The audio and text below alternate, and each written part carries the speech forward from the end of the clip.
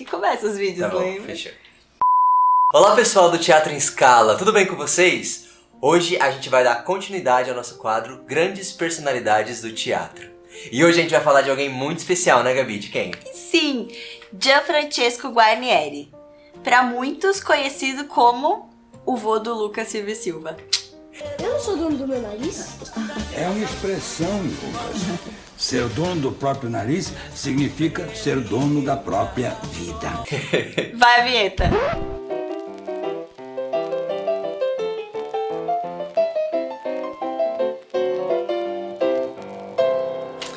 Bom, pra começar, talvez muitos saibam até pelo nome dele, ele nasceu na Itália, né? Mais precisamente em Milão, quando seus pais, artistas, mãe arpista, pai maestro, olha que delícia essa vida, Brasil!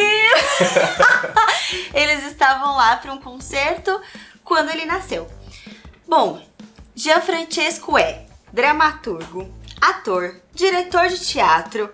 Ele também fez cinema, televisão e, além de tudo, tem uma boa parte do meu coração reservada só pra ele. Você filma e fala, você é o bichão mesmo, hein, doido? Ele era cantor de ópera também, não? Não, ele viveu entre as óperas e músicas clássicas por conta e concertos e tudo por conta dos pais deles. Mas ele tem uma ligação com a música. Lá pra frente, né, quando ele já tava no teatro de Arena, aqui em São Paulo e tudo mais, muitos conhecem as peças do Teatro de Arena que eles faziam do Arena conta Zumbi, Arena conta Tiradentes e tudo mais. Vou até dar uma colada aqui porque são tantas informações que às vezes eu até me perco. Mas, pro Arena conta Zumbi, o Guarnieri escreveu junto com o Edu Lobo uma música chamada Upa Neguinho. Talvez você ainda não tenha assistido nenhuma montagem de Arena Conta Nada. Mas essa música é conhecida popularmente na voz de Elis Regina. Que legal. Ou seja, ele é tão sensacional em tudo que ele faz, que as coisas que ele faz, elas passam a barreira do teatro. Que ótimo. Sabe? E ele começou como no teatro? Bom, ele já tinha essa veia artística de família, né? Mas ele conheceu o teatro mesmo quando ele era bem novinho, tipo um pouco antes dos 10 anos, que a mãe dele levava ele pra assistir as peças na Já olhou pra alguém e pensou, o que passa na cabeça dela? Cinelândia. No Rio de Janeiro? No Rio de Janeiro, exatamente. E ele gostava tanto, João, que ele fugia da escola depois pra ir assistir teatro. Eu não fugia da escola, mas eu queria. Eu não tinha essa coragem toda pra enfrentar minha mãe depois. Se fodeu. Mas bem que essa vontade eu tinha. Ele só teve o primeiro contato produzindo alguma coisa de teatro e tudo mais alguns anos depois, quando ele já era adolescente, lá pelas voltas dos seus 14 anos, quando ele foi estudar num colégio de padres. Caraca. Pois é. Uma coisa que eu acho muito engraçada dessa época, e muito interessante assim, é porque ele conta que nesse colégio de padres, um dos padres mors lá, diretor, não me lembro exatamente qual era o cargo do padre na escola, mas ele era muito chato. E ele era, tipo assim, tão chato que ele não deixava as crianças andarem e encostarem nas paredes. Tipo, tinha que ter um espaço... Mano, tinha que ter um espaço mínimo entre a molecada e a parede. E esse padre em específico era gago. Ok. Guarnieri, gênio, como sempre, resolveu nessa época da escola, ele ajudava na verdade um pouco nas produções. Ele começou no teatro da escola como ponto, sabe? Pra quem não sabe o que é um ponto. Caraca, o ponto é quando você fica falando pra pessoa o texto dela. No teatro, na TV o ponto vem direto no seu ouvido. Mas no teatro o ponto ficava como se fosse uma caixinha assim na frente do palco, onde a pessoa ficava lá dentro, né? E ela ia soprando pros atores as primeiras palavras daquelas falas, que era pra eles já pegarem o ritmo e não esquecer. Enfim, foi assim que ele começou. Nosso ponto é o Pedro. Nosso ponto é o Pedro e o Vinícius. Às vezes eles ignoram a gente mesmo, mas faz parte. Tá brincando comigo, pegadinho? Então, e aí, né, nessa escola mesmo, ele escreveu a sua primeira peça, Que foi, na verdade, pra quê? Pra, né, dar aquela cutucadinha nesse padre aí, que era muito chato. Vou te dizer o nome. Sombras do Passado. Exatamente. E aí, nessa peça tinha um personagem que era muito chato e gago. E aí é óbvio, né, que o padre viu, entendeu. Associou. Entendeu que era, na verdade, um recado. E ele foi expulso da escola. Putz. Maravilhoso. Já começamos o quê? Lutando pelos direitos dos alunos e recebendo aquele parabéns muito bom de quem manda. Já começamos aí, aos 14 anos, então, já... Que legal. Foi por aí. Bom, aí ele fez o quê? Começou a se envolver politicamente no sentido de... Um pouco depois que ele saiu da escola, tudo... Acho que por volta dos 15 anos, se eu não tô enganada, ele começou a escrever para um jornal da Juventude Comunista do Rio de Janeiro. Beleza, os pais deles vieram embora para São Paulo, e aí ele ficou mais um tempo lá, teve que trabalhar para se sustentar, etc, etc, etc. E peguem essa referência, não sei se para vocês isso vai fazer sentido. Mas ele trabalhava no escritório de uma construtora, e ele ia fazer o pagamento dos proletariados, né? Da galera da construção. Ele entregava o dinheiro. Ele entregava essa grana. E quando ele foi fazer esses pagamentos e ele viu, tipo, o quanto a galera trabalhava, o quanto eles ganhavam, qual era essa situação, ele ficou relativamente bravo. puto. Tá pegando fogo, bicho! Ele não gostou e aí ele disse não, não e não e veio embora pra São Paulo. Envolvido politicamente, como que nem a gente já falou, ele já veio pra São Paulo envolvido com a juventude comunista daqui, dos estudantes, né, os estudantes daquela época, e ele já veio com um cargo mais elevado do que ele tinha lá. E ele não conhecia ninguém. E beleza, pra fazer as coisas em prol dessa galera, ele ia nos teatros e começou a se envolver com a galera da cultura pra conseguir coisas legais para os estudantes da juventude comunista. Que legal. Então, tipo, sei lá, hoje a gente tem o meia entrada. Talvez fosse algo tipo assim que ele conseguisse naquela época, ou até alguns, né, ingressos free, quem sabe, não sabemos. Legal. Agora eu entendi! Mas então... Então ele sempre foi esse ativista, né? Sempre. Desde cedo. Sempre. E ele, na verdade, ele vem assim de berço, porque os pais dele eram assim. Os pais dele saíram da Itália, eles foram convidados sim pra vir pro Brasil, pra reger, o pai dele pra reger uma orquestra, a mãe dele pra tocar na orquestra, mas eles também vieram, tipo, unindo o útil ao super, hiper, mega agradável, porque na época que eles saíram de lá, o governo que tava no poder era o governo do Mussolini, e ele começou a ir atrás da galera que, né, que era comunista, que não apoiava ele, etc. E mais pra frente, num período que me agrada muito, muito, muito, Guarnieri encontra o Teatro de Arena. Logo que o Teatro de Arena surgiu em São Paulo, o Renato, que era a voz de todos ali do Teatro de Arena, Quem me dera ao menos uma vez. chamou Guarnieri e Vianinha para serem atores do Teatro de Arena. Vianinha, pra quem não sabe, é o Oduvaldo Viana Filho, outro grande nome aí do teatro brasileiro. Que nós falaremos mais pra frente. Enfim, convidou eles. Mas nessa época, eles tinham um outro projeto de vida que era o TPE. Você sabe o que é o TPE? TPE é o Teatro Popular. Errou. Errou feio, errou rude. Teatro Paulista Estudantil. do estudante ou estudantil, que o seu coração mandar, porque aqui a gente não fala o que é certo e o que é errado. Né? Aqui a gente... Constrói junto. Exatamente. Eles tinham essa companhia, vou falar assim. Não.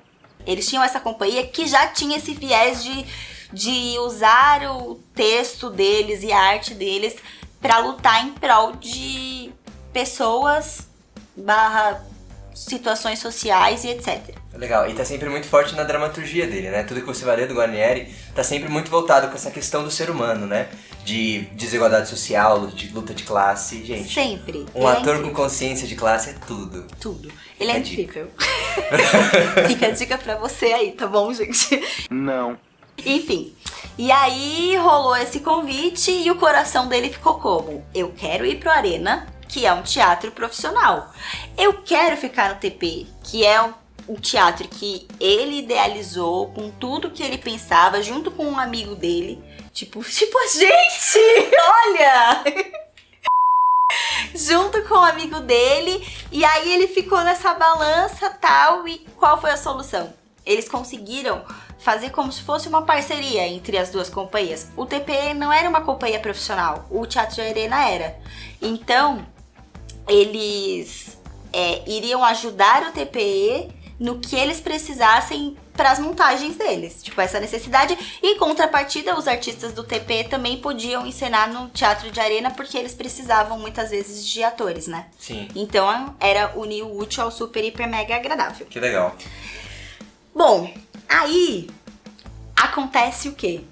Eles não usam black tie. Em 1958.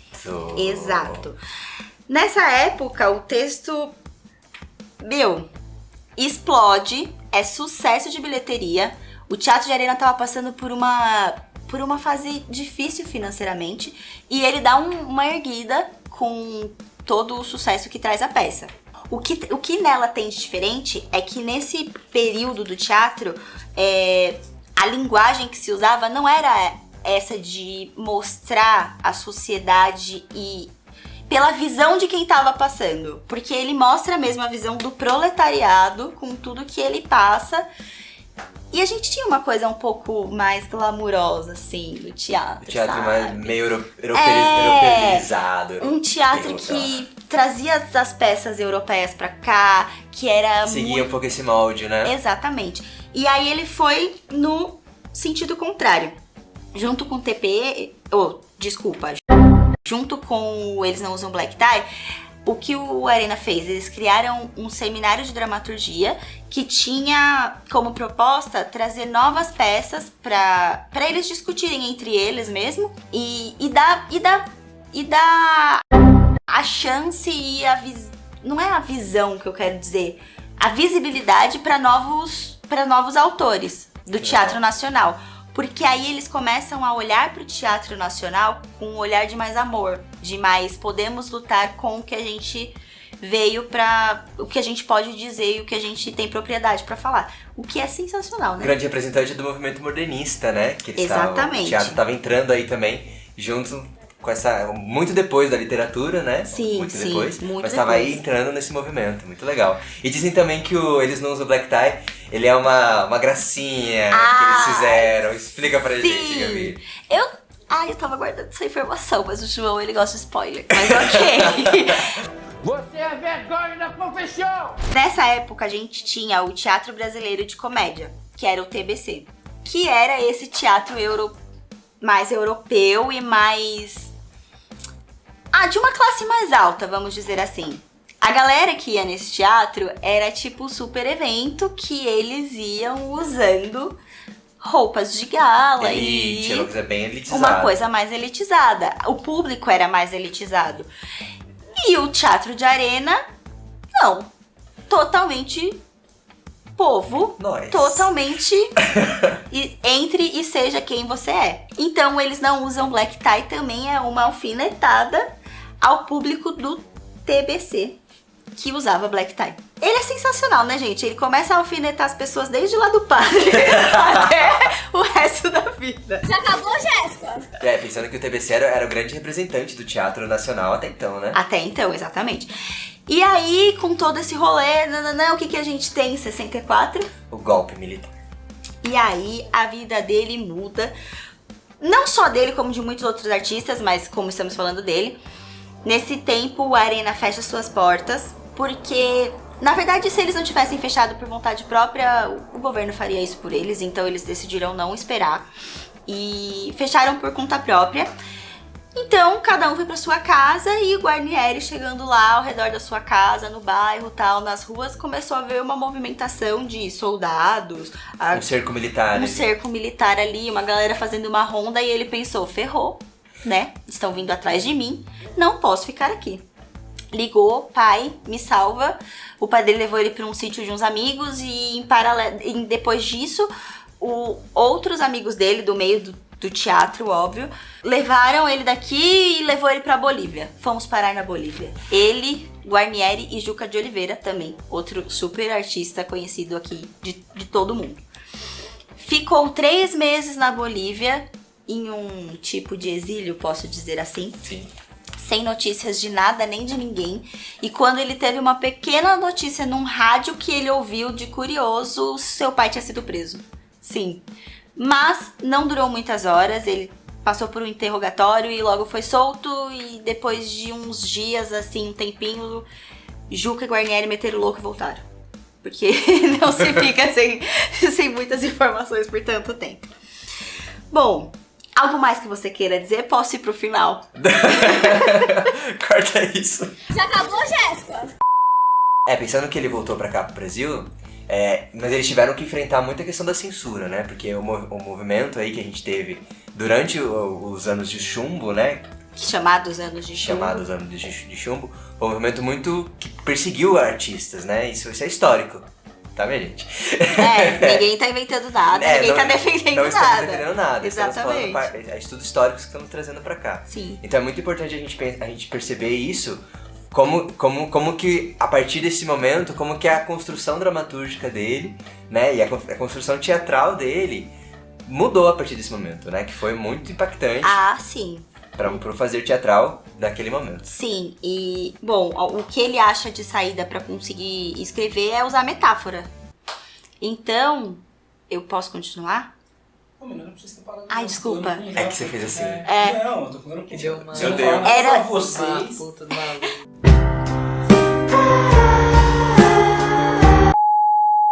Estamos dando um 10.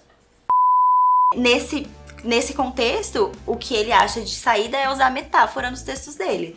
E aí uma peça que a gente destaca aqui é Um Grito Parado no Ar, que ele coloca através de uma companhia de teatro que tá querendo montar uma peça, tudo. Ele mostra esse dia a dia dos artistas na companhia e tudo que eles querem fazer, eles são tesourados. Então, em algumas cenas aparece, tipo, quando eles estão no meio dessa montagem, fazendo os ensaios, alguém corta a luz. Aí não tem, sabe, essas coisas básicas que são necessárias pra gente fazer o nosso trabalho como ator, são tiradas deles.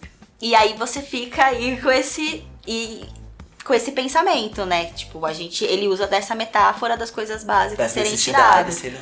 E aí, o sensacional que ele a peça foi aprovada na ditadura, né? Passou pela censura e foi pros palcos. E depois a gente tem um vídeo sobre ela, então fica aí. Enfim, maravilhoso, lindo do meu coração. Já na década de 80, ele começa a dar uma pausa, né, na carreira, ele começa a deixar as coisas mais tranquilas e mais leves e tudo mais. A última vez que ele sobe num palco de teatro é em 2005, sua última apresentação. E infelizmente, para fechar aqui com uma notícia muito ruim, no dia 22 de julho de 2006, ele nos deixou.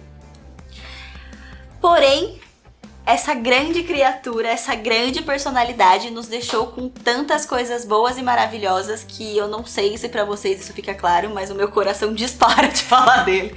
Eu amo essa personalidade, ensina muito, muito, muito pra gente até hoje. E eu nunca ia pensar, desde lá atrás, nos meus, 9 anos de idade, que eu chegava da escola pra assistir Mundo da Lua, que eu ia amar tanto aquele vô, e que ele seria uma referência tão sensacional pra mim com os meus 28, 9 anos. 39. Isso aí. Muito bom. É. E pra você que gostou de todas essas informações, segue a gente em todas as nossas redes sociais. Instagram, @Teatro em Escala, no nosso blog. Teatro em Escala. Calma, é que eu falei do blog.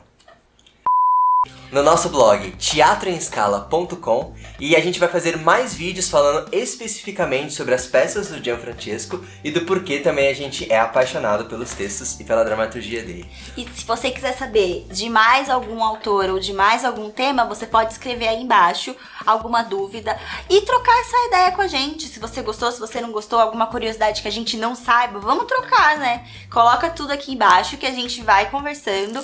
E não esquece de curtir o nosso vídeo e mandar para todos os seus amigos. Grande beijo!